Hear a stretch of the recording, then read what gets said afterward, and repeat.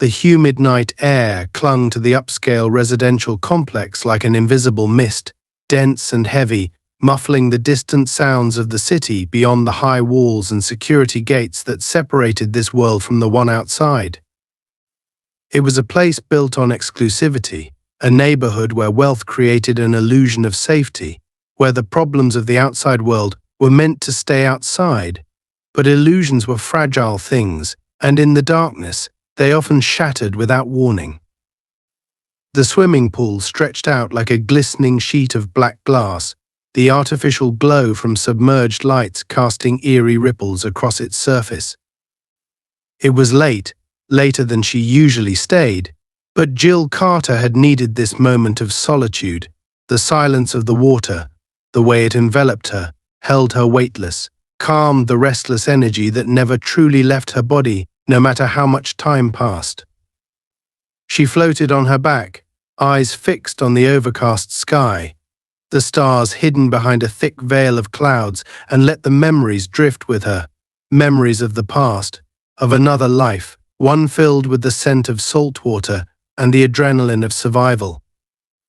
A former military rescue diver, she had spent years in the depths of the ocean, learning its secrets, mastering the currents, understanding that in the water there was no room for hesitation, no room for mistakes. The ocean was an unforgiving place, and so was life, especially for people like her, people who understood that safety was a privilege, not a guarantee. Now, years after leaving that world behind, she had carved out a different path, one that still revolved around water, but in a way that gave her control, purpose. She trained people how to survive in the one place most attackers assumed was their advantage. Drowning wasn't just an accident, it was a weapon, a method of control, of eliminating resistance, and she had made it her mission to teach others how to turn the tides, how to fight back, how to survive when the odds were against them. Her clients weren't the kind of people who expected to find themselves in danger, wealthy women, corporate executives, the kind of people who paid for security, but deep down knew that money only bought protection in theory. In practice, when the moment came, they would be alone. And that was why they came to her, to learn how to make sure that when the worst happened, they wouldn't go down without a fight. The last session had been intense, grueling even, and by the time the final student had left, Jill had remained behind, stretching out in the water, letting her muscles relax after the constant tension of training. She had thought she was alone. She had thought wrong. The first sign was the change in the air, the subtle shift in atmosphere that instinct always caught before the mind did, that quiet, almost imperceptible weight of being watched. Then came the sound, the sharp, deliberate clap of something hard against metal, breaking through the stillness like a gunshot. Jill turned her head, eyes narrowing as she spotted the figure standing at the edge of the pool, his posture rigid, his presence invasive. Officer Mark Traynor. She had seen him before, the self-appointed enforcer of the neighborhood, a man who wore his badge like a crown and treated every interaction as an opportunity to remind people of his authority. He wasn't a man who asked questions, he was a man who made decisions, and in his world, those decisions were law. She had never interacted with him directly, but she had heard the stories, the way he handled patrols, the way he seemed to take a particular interest in who belonged and who didn't. His smirk was the first warning sign, that knowing, condescending curl of his lips that said he had already decided how this was going to go. "Pool's closed," he said, his voice edged with something that wasn't quite hostility, but wasn't far from it either. Jill didn't move. She remained where she was, half submerged, her body still, her breathing even, giving him nothing to feed off of. "Didn't see a sign," she replied, her tone measured, controlled. He chuckled, but there was no humor in it, just the kind of arrogance that came from years of unchecked power. "I'm the sign," he said, tapping his badge, as if that alone justified whatever he planned to do next. She had dealt with men like him before, Men who thrived on control, who saw defiance as a challenge rather than a choice. The problem with men like him was that they never considered the possibility that they could lose. "Get out," he ordered. And this time, the patience was gone, replaced by something sharper, something more volatile. Jill exhaled slowly, tilting her head just enough to meet his gaze. "I'm not done." That was all it took. His face twisted, the irritation morphing into something meaner, uglier. He stepped closer, the leather of his belt creaking as he shifted his stance, his fingers flexing at his sides like he was already anticipating the moment he would get to put his hands on her. He was taller than her, heavier, built like someone who had spent more time proving his strength than refining it, the kind of man who relied on brute force rather than strategy. His patience snapped. His arm shot out, fingers clamping down around her wrist with bruising force. The suddenness of the movement meant to catch her off guard, to drag her out of the water before she could react. But she wasn't the one caught off guard. Jill moved with the kind of precision that came from years of training, the kind of reflex that wasn't learned but ingrained. Instead of pulling away, she went with it, using his own momentum against him, twisting at just the right angle to unbalance him. His grip tightened instinctively, but it didn't matter. The second his weight shifted forward, she adjusted her own, and suddenly he was the one losing control. The water swallowed him whole. The splash was deafening in the quiet of the night, the sudden displacement sending ripples surging outward, disturbing the once calm surface. For the first time, Trainer's confidence faltered, the sheer shock of being pulled in so effortlessly evident in the way he thrashed, his instincts betraying his lack of real experience in the water. Jill watched, her expression unreadable, as he struggled to regain his footing, his arms flailing for something solid, something to ground himself. But there was nothing. He surfaced with a gasp, fury flashing in his eyes. But there was something else there too, something that hadn't been there before. Uncertainty. Jill smiled. Not because it was over, because it had just begun. The moment Trainer's body crashed into the water for the second time, something primal and violent ignited within him. He had lost control once, but twice. That was unacceptable. His rage burned hot, hotter than the humiliation searing through his veins, hotter than the chlorine stinging his eyes and throat as he fought to resurface. He had never been in this position before, never been the one struggling, flailing, gasping, his own body betraying him while someone else dictated the terms.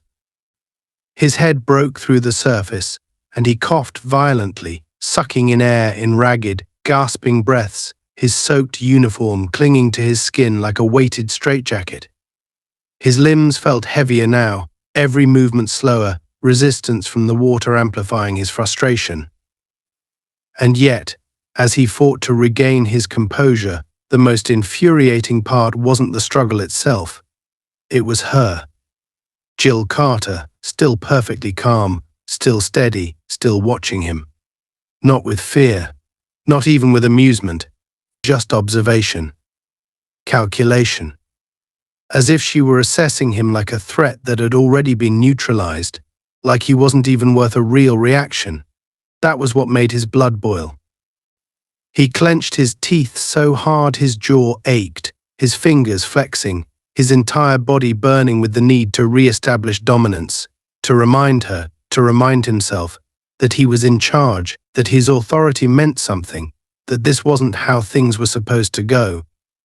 She should have been scrambling out of the pool, slipping on the wet tiles, gasping apologies, trying to justify herself, to explain her presence, to make herself small beneath the weight of his glare.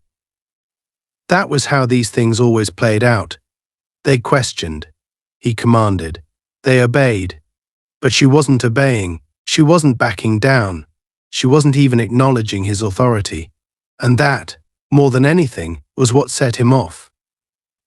His voice came out in a low snarl, rough and uneven from the water he had swallowed, but no less filled with venom. Get the fuck out of the pool. Now his patience was gone, his temper snapping like a live wire. She didn't move. Didn't blink. I'm not done. The words were so calm, so direct, it took him a second to process them.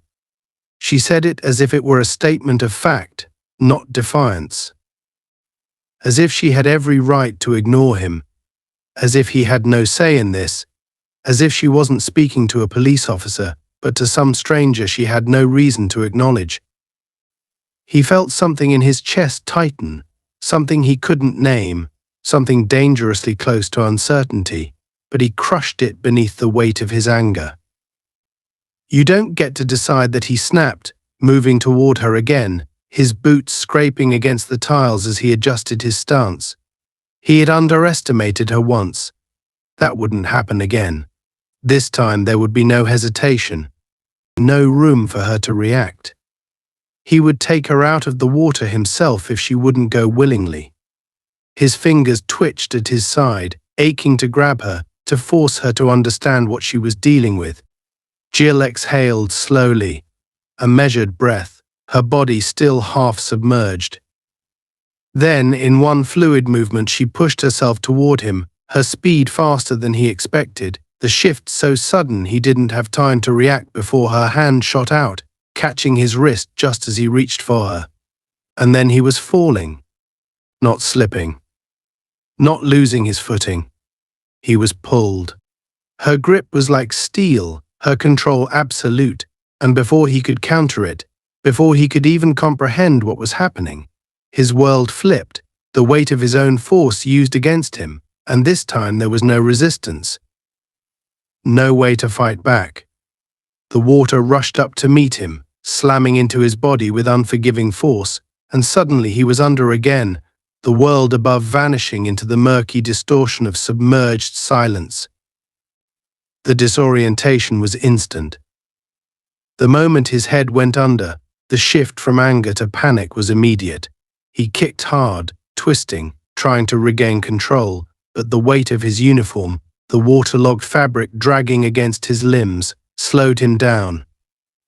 His lungs seized as he fought to surface, fought to see, fought to breathe, and then he felt it. A hand, and not grabbing him, holding him, keeping him under. His brain took a second to catch up with what his body already knew. She wasn't letting him go. The first wave of real panic crashed through him, raw and primal, adrenaline surging so violently it made his limbs jerk involuntarily as his instincts screamed at him to fight. His hands shot out, fingers clawing at the water, at her, trying to grab onto something, anything, to pull himself up, but she was stronger. She was in control. She was keeping him down. A new kind of fear clawed at his throat, different from anything he had ever experienced, because it wasn't the fear of losing a fight. It wasn't even the fear of losing his position, his power, his authority. It was the fear of drowning, of dying. He had never been afraid of death before. Not really. He had always been the one dealing it out, the one deciding how far things would go, how much force was necessary, how much control he needed to exert to get the outcome he wanted. But he wasn't the one deciding anymore. He struggled harder, his muscles burning, his vision flickering at the edges as his body screamed for oxygen. His chest felt like it was caving in, the pressure building, his heartbeat a frantic hammering against his ribs. The primal need for air overtook everything else, and for the first time in his life he felt it. Powerlessness. His strength was failing. His thoughts were becoming unfocused. His survival instincts were overriding everything else, replacing anger with desperation. He had seconds left, and then suddenly she let go. He erupted from the water, gasping so violently it felt like his lungs were on fire, his arms flailing, reaching for the edge, anything solid, anything that would ground him. His chest heaved, his entire body convulsing as he sucked in breath after breath, coughing up water, his limbs shaking from the sheer, consuming exhaustion. For a moment, he couldn't move, couldn't speak, couldn't think beyond the simple fact that he was still alive. Then he saw her. She was standing in the water, watching him. Not gloating, not gloating, not triumphant, just watching, as if waiting to see if he would finally understand. And that was the moment that truly shattered him, because he did. He understood. She had decided whether he lived or died. And that meant that in that pool, in that moment, she had all the power, and he had none. The taste of chlorine burned at the back of his throat as he forced his breath into steadiness, each inhale shaky, ragged, uneven, his entire body trembling with the weight of what had just happened. His soaked uniform clung to him like a second skin, every movement sluggish, hindered, his muscles aching from the strain of fighting against water that had swallowed him twice now, dragging him into something he hadn't been prepared for, something he still couldn't fully grasp. He had been humiliated before, had been made a fool of in front of superiors, had taken blows in training, had lost fights in bars when he was younger, reckless, but none of it, not a single one of those moments had ever left him feeling like this. Weak, vulnerable, powerless. The word burned through his brain like acid, making his fingers curl into the tile beneath him, his knuckles whitening as he gritted his teeth, forcing himself to focus, to center his rage, to pull himself back from the edge of the spiraling realization that had crept in the moment she let go of him, the moment he surfaced gasping, flailing, desperate for air like a drowning man dragged from the depths by someone who had decided he was still worth saving. But she hadn't saved him. She had played with him. She had controlled him. She had let him go because she wanted to, not because he fought his way free. That was the part that made his stomach twist violently, made nausea rise in his throat, because he could still feel it, the way her grip had held him there just long enough for panic to set in, just long enough for his brain to process that this wasn't about resistance anymore. This wasn't about control. It was about survival. And he had lost. Jill stood just a few feet away, the water lapping at her collarbones, her expression unreadable, her breathing still even, still controlled, her body language betraying nothing. She wasn't shaken. She wasn't angry.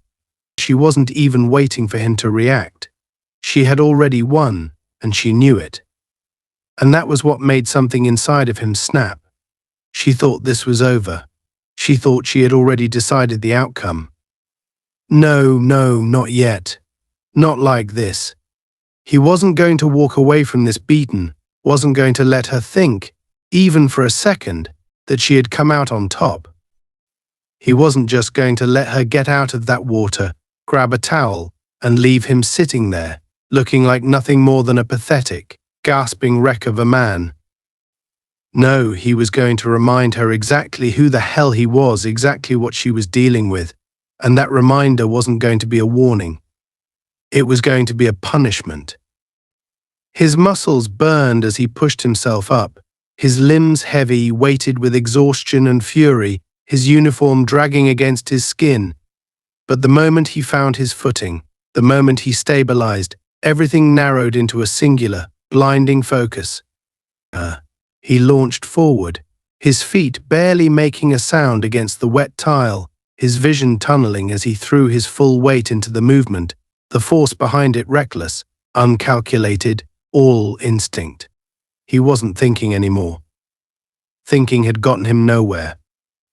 This was about brute strength, about overwhelming her with sheer force, about reminding her that no matter what tricks she knew, no matter what she had trained for, there were still things in this world she couldn't fight against, still men stronger than her, still power she couldn't outmaneuver.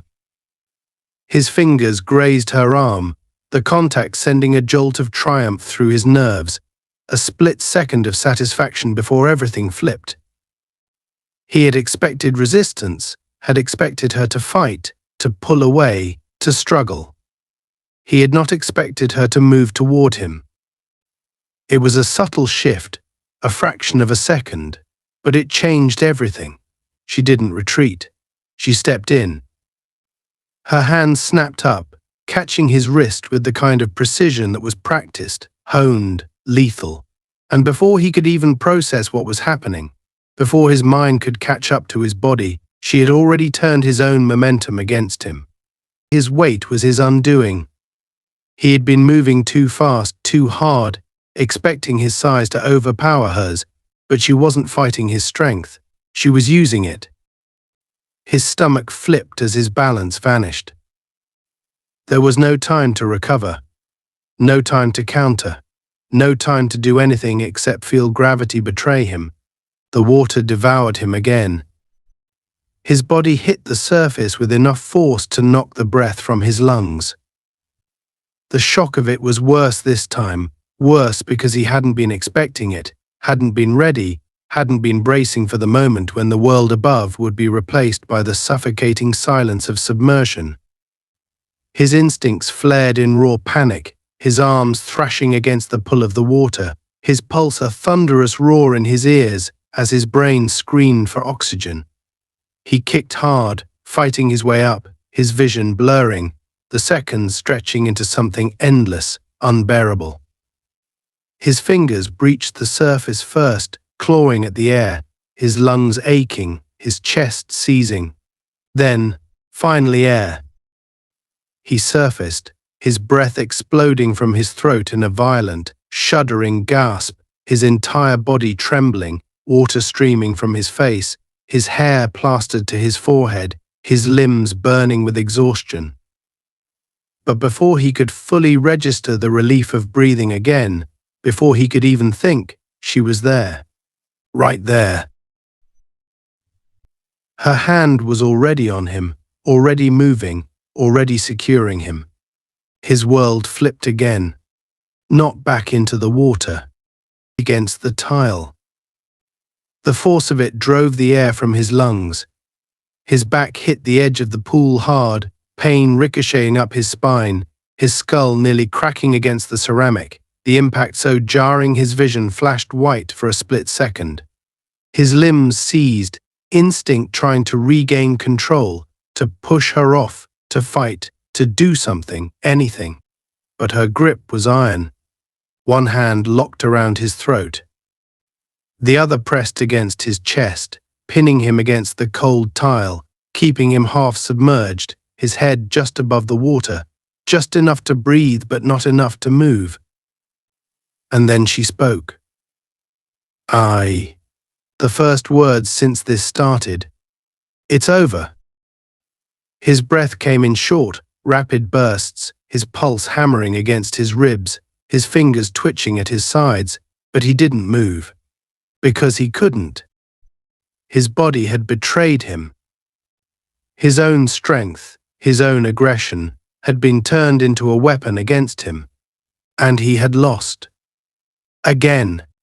Her grip didn't tighten, didn't exert any more force than necessary, but the pressure was undeniable. He wasn't in control. She was. And the worst part, she wasn't even out of breath. His hands clenched into weak fists, his entire body rigid with rage, with humiliation, with something darker, something he didn't want to name. But the truth was already sinking in, just as heavy as the water in his lungs. She could end this. Right now. If she wanted to.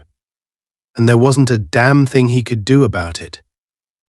The water clung to his skin, cold and suffocating, despite the warmth of the night air, his uniform turning into a soaked prison that weighed down every movement, every breath, every attempt to push back against the reality that had wrapped around him like chains. His limbs ached from exertion, muscles burning from the sheer effort of trying to assert control over a situation that had already slipped so far beyond his grasp that it may as well have never been his to begin with.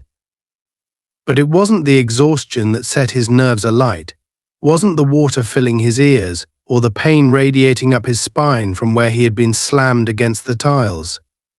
It was the realization, the undeniable, humiliating, gut-wrenching realization that he wasn't winning.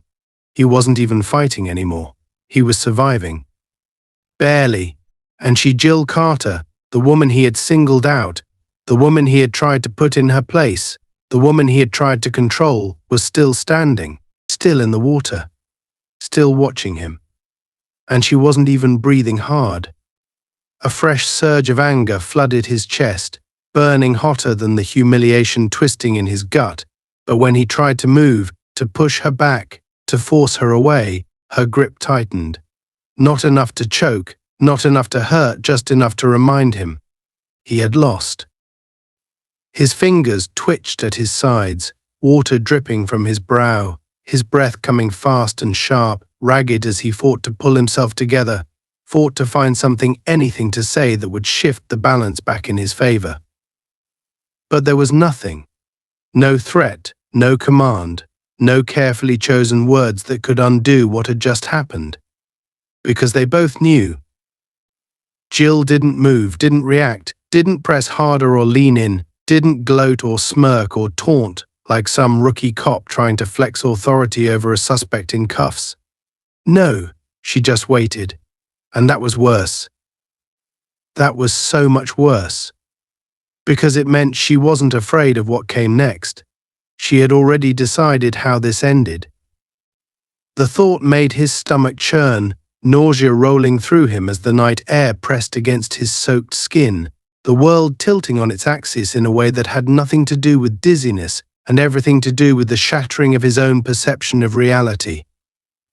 He had come here to assert power, to enforce order. He had expected submission, compliance, a fight at worst, something he could overpower with sheer force if necessary. He had not expected to be dragged under the water. He had not expected to choke on his own breath. He had not expected to lose. And yet, here he was. Pinned, trapped, defeated. His lips parted, his breath shaky, his lungs still recovering from the fight to stay above water. But he couldn't stay silent, couldn't let her have this moment without trying to take some part of it back. He forced words past the tightness in his throat, rough and uneven, a growl barely held together by pride and bitterness. This isn't over. Jill tilted her head slightly, her eyes sharp, calculating, but not mocking. Not laughing at him, not dismissing him, just seeing him. And that was somehow worse. It is, she said simply, her voice low, steady, final. You just don't want to admit it. His breath hitched, fingers curling into weak fists as the words sliced through him with the precision of a blade, sharp and merciless, cutting straight to the bone. Because she was right. His entire body tensed, the need to fight back, to prove her wrong, to do something so ingrained in his instincts that even now, even after everything, he still had the audacity to think he could turn this around. But he knew. Deep down, in the part of himself he never acknowledged, the part he buried beneath bravado and control, and the comfort of knowing he was always the one with the power he knew. There was nothing he could do. Jill had already won. His breathing was still erratic, the tension in his limbs refusing to release, his mind racing, searching, desperate to latch onto anything that would make this feel less like complete and utter failure. But Jill had already let go. She stepped back, her movements effortless, controlled, smooth as she drifted away from him, as if letting him go had been her choice all along. And maybe it had. Maybe that was what terrified him the most. Not the fact that she had overpowered him, not the fact that she had taken away his control, not even the fact that she had proven without a doubt that he was not invincible, but the fact that she had decided when it ended, and she had decided he wasn't worth finishing. The thought sent ice down his spine, shame curling around his ribs like a noose, because it meant he was beneath her concern. She had spared him, she had let him live, She had chosen not to end him, not because she couldn't, but because she didn't think he was worth it. And that was worse than losing. That was worse than drowning. That was worse than anything else she could have done to him. Because it meant, in her eyes, he didn't matter. He forced his hands against the tiles, his body still trembling, still aching, still humiliated beyond repair, but he wouldn't let her see it. He wouldn't give her the satisfaction. He gritted his teeth, forced his body to move, pushed himself upright, legs shaking beneath him, but at least he was standing. At least he had that. Jill didn't speak. She didn't move. She just watched him. And he hated her for it, because she was waiting. Waiting to see if he would make the final mistake, waiting to see if he would try again. Waiting to see if he had the nerve to step toward her one last time, to throw himself into another unwinnable fight, to make this night even worse for himself than it already was. And he almost did. He almost lunged again, almost let the fury consume him, almost let his ego write a check his body could never cash. But something stopped him. Not logic, not self-preservation, fear. The fear that if he tried again, she wouldn't let go next time. The fear that if he dared to fight her again, she wouldn't stop at just proving a point. The fear that he wouldn't be walking away at all, so he stayed still. He stayed where he was, breath heavy, muscles taut, jaw clenched so hard it hurt, and he did nothing. Because doing nothing was the only way he could still pretend he had a choice. Jill's gaze held his for a moment longer, unreadable, assessing. And then, as if coming to her own silent conclusion, she turned and walked away. No words, no gloating, no last-minute warnings or threats, just distance. She left him there, standing in the water, still recovering, still humiliated, still trying to piece together what the hell had just happened. And as he watched her leave, watched her choose to let him go, he realized something that made his stomach drop. She had never been the one in danger. He was. The weight of exhaustion dragged at his limbs, but the rage in his chest burned hotter than the humiliation that twisted in his gut. His body was shaking, though whether it was from the adrenaline dump or the unrelenting frustration of his situation, he couldn't tell anymore. He had lost. Again. It didn't make sense. It wasn't supposed to happen like this. Every time he'd been in a fight, every time someone had dared to challenge his authority, it had always ended the same way. His rules, his control, his win. He'd spent his entire career making sure of it, keeping himself in check just enough to get away with whatever he needed to, exerting dominance where it counted, letting people know that there was no negotiating with him. But this time he wasn't the one calling the shots. He wasn't the one dictating the rules. The way Jill Carter stood there, watching him, barely even breathing hard, made something in him twist violently, a sharp, ugly reminder that she hadn't just beaten him physically, she had dismantled him completely. And she wasn't even afraid of him. That was the part that burned the most. People feared him. That was how this worked. That was how it had always worked. But Jill Carter wasn't afraid. Not before, not now, and if he didn't do something, not ever. His pulse hammered as he forced himself upright, his muscles screaming, his uniform clinging to his skin like a sodden restraint, his breathing shallow and uneven. He could still fix this. He could still turn it around. She wasn't invincible. No one was. He just had to remind her that there were limits, that there were lines you didn't cross, that people like her didn't get to win. The shift in his stance was subtle, but he saw the way Jill's eyes followed it, the way her shoulders squared, the way she was already reading him before he had even moved. That only enraged him further. She was expecting him to lash out. She was waiting for it. No, he wasn't going to give her that satisfaction. He wasn't going to let her dictate how this ended. He clenched his jaw, forcing his voice to remain steady, to come out even, controlled. "You don't walk away from this," he ground out, each word like broken glass in his throat. "Not from me." Jill tilted her head slightly, and that unreadable expression of hers only made his blood boil hotter. She wasn't even responding. She wasn't giving him anything to hold onto, to twist, to use against her. It was like hitting a wall, and that realization made something snap inside him. Without another thought, he moved. This time, there was no hesitation, no calculated strategy, just pure, unfiltered rage. He lunged, his hands shooting out, aiming for her throat, for her shoulders, for anything he could use to gain control. But Jill was faster. Again, she sidestepped just enough to avoid the full force of his momentum, her grip locking onto his wrist in an instant, twisting with the kind of precision that came from years of training, years of knowing exactly how to take down someone bigger, stronger, more aggressive. Pain shot up his arm, but he ignored it, twisting his body, trying to rip free, trying to overpower her with brute force alone. It didn't work.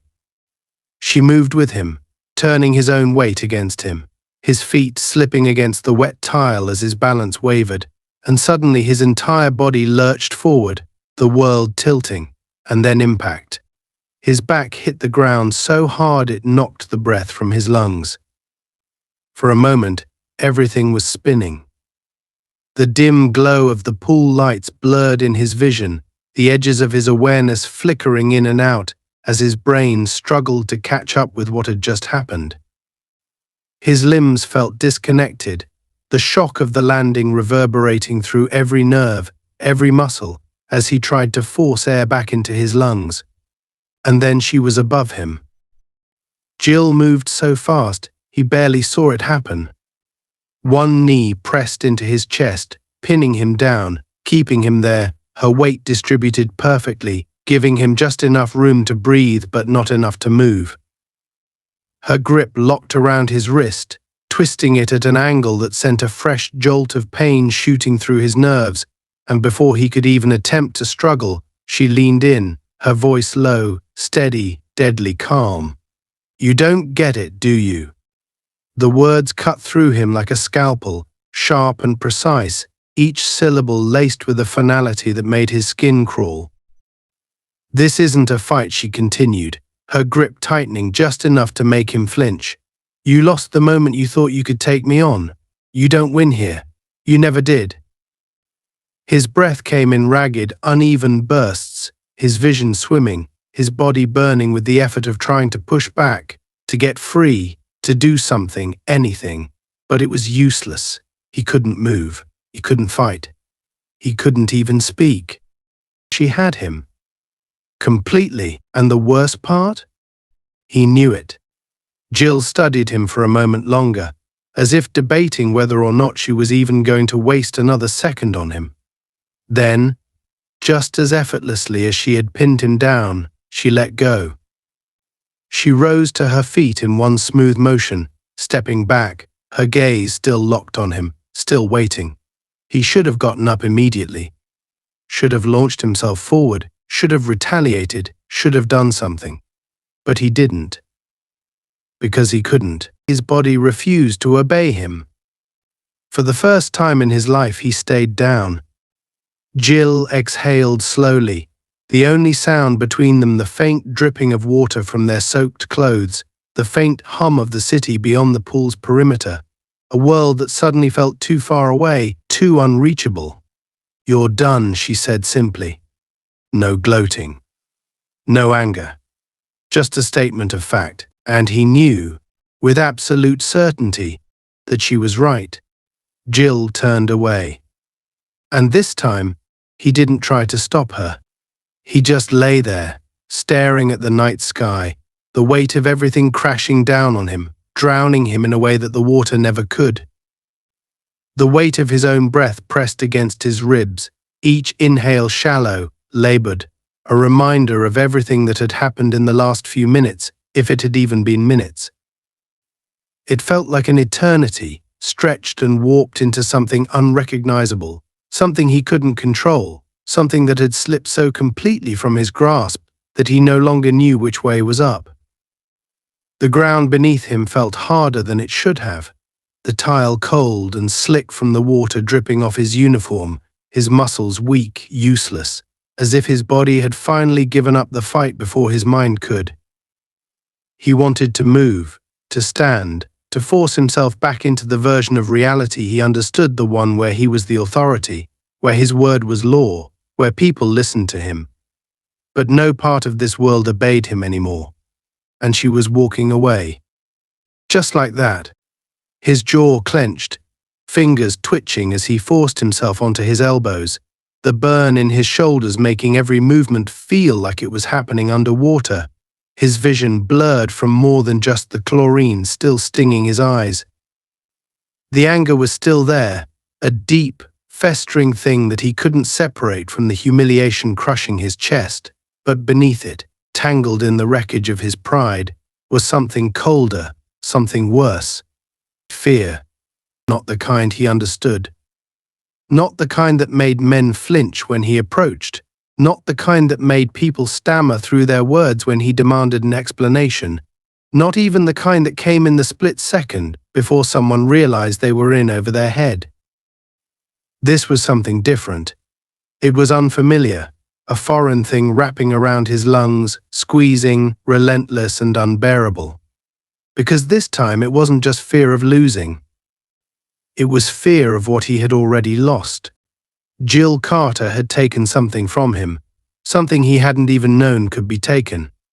He had always believed, deep down, that no matter how bad a situation got, he would always be the one to decide how it ended. Even if he took a hit, even if things didn't go exactly his way, he still owned the outcome. He had power, even in failure, even in loss. But she had left him nothing. No leverage, no control, no way to twist this into something else, to rewrite the ending in his favor. She had stripped him down to the one thing he had spent his entire life refusing to be: weak. The realization sent a violent shudder through him, his muscles tensing, his breath catching as the urge to fix it, to take something back, burned through him with reckless desperation. He couldn't let it end like this. He couldn't let her leave thinking she had won. His voice came out hoarse, barely above a growl. "You walk away now and you'll regret it." Jill stopped. "Man!" Her shoulders squared, but she didn't turn around. Not immediately. That hesitation sent something vicious through his veins, a small, fractured piece of satisfaction, because maybe, just maybe, he had found a crack in the armor. Maybe there was still something to salvage. But when she finally turned, her expression wasn't hesitant. It was final. "You don't get it," she said, and her voice wasn't angry, wasn't mocking, wasn't anything close to what he had expected. "There's nothing left for you to threaten." His teeth ground together so hard his jaw ached. "You think this is over? I know it is." And that was when he truly felt it. The full weight of it. The end. Jill wasn't fighting anymore because she didn't need to. She had already won, and worse, she knew that he knew it. The rage inside him collapsed in on itself, twisting into something uglier, something he didn't have a name for, something he couldn't fight against because it wasn't her anymore. It was him. It was everything he wasn't. Everything he had just realized he would never be again. His fingers dug into the tile as he forced himself up, his legs trembling. But he didn't fall this time. He wouldn't give her that. Jill watched him. But there was no tension in her stance, no readiness for another attack, no sign that she even thought he would try again. She had let him get up, and that alone made his stomach churn. Because it meant she wasn't worried. She wasn't scared. She didn't see him as a threat. And there was nothing more dangerous than realizing you had become irrelevant. She turned, and this time he didn't stop her, because he finally understood. She had never been in danger. He had. The water dripped from his uniform in slow, agonizing streaks, soaking into the tile beneath him as he struggled to keep himself standing. The weight of everything, his failure, his weakness, his utter and complete defeat crushing down on him with relentless force. His breath was uneven, sharp, every inhale scraping against the inside of his throat like glass, but he refused to let it show, refused to let his body betray him any more than it already had.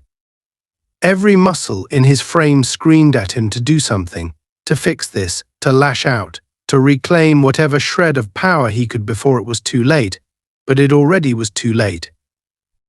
He could feel it, not just in his body, not just in his exhausted limbs or the lingering ache in his ribs from where she had thrown him against the edge of the pool. He could feel it in his mind. Jill Carter had done something to him tonight, something he hadn't even known was possible. She had shattered him, ripped him apart from the inside out, not just by beating him, but by showing him what it felt like to be nothing. And that was what he was now. Nothing. She stood a few feet away, her back to him now, her shoulders squared but loose, her movements steady, effortless, unbothered as she walked toward the exit.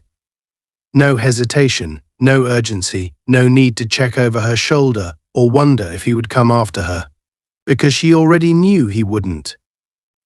That was the part that made something inside him rot. She had given him up for dead before he had even hit the ground. Not literally, not physically, but in every other way that mattered. He wasn't a threat to her. He wasn't a concern. He wasn't anything. The anger twisted inside him, boiling, choking, desperate for an outlet, but he couldn't act on it.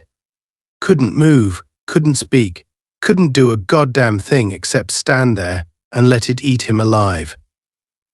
This wasn't how it was supposed to go. He had never lost before. Not like this. People feared him. They listened. They obeyed.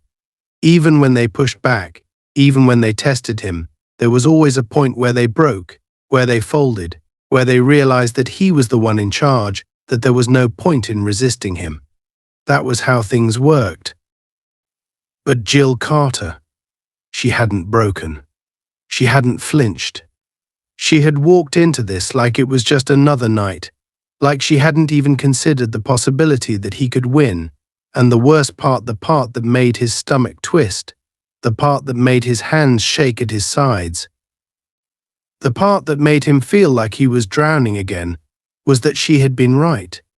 His fingers twitched, his nails digging into his palms, but it didn't ground him, didn't pull him back from the edge of the realization crashing over him in violent, unstoppable waves.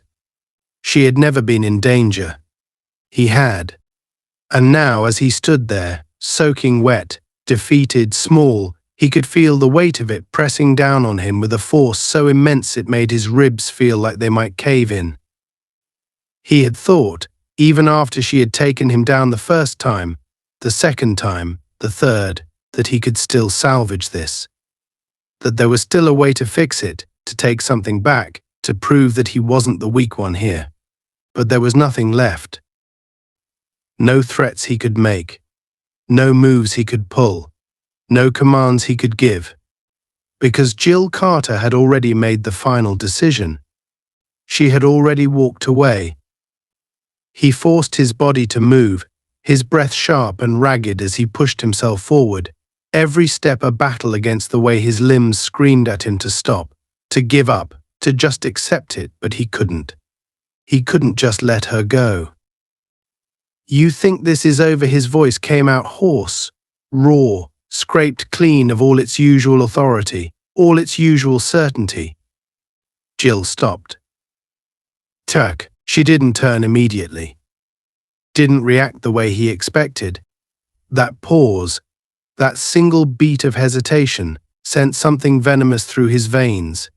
He latched onto it, desperate, frantic for anything he could still hold over her, any sign of weakness. But when she finally turned to face him, there was nothing. No doubt, no concern, no hesitation, just certainty. You're done, she said. No gloating, no mockery, just a simple, undeniable truth, his breath hitched in his throat. No, She shook her head. Not impatient, not irritated, just finished. You don't get it, trainer, she said, stepping forward, closing the distance between them in a way that made his entire body lock up, his heart slamming against his ribs. There's nothing left to fight for. He clenched his fists, his nails biting into his palms, his mind screaming at him to do something, anything, to prove her wrong, to make her see that he wasn't done, that he could still.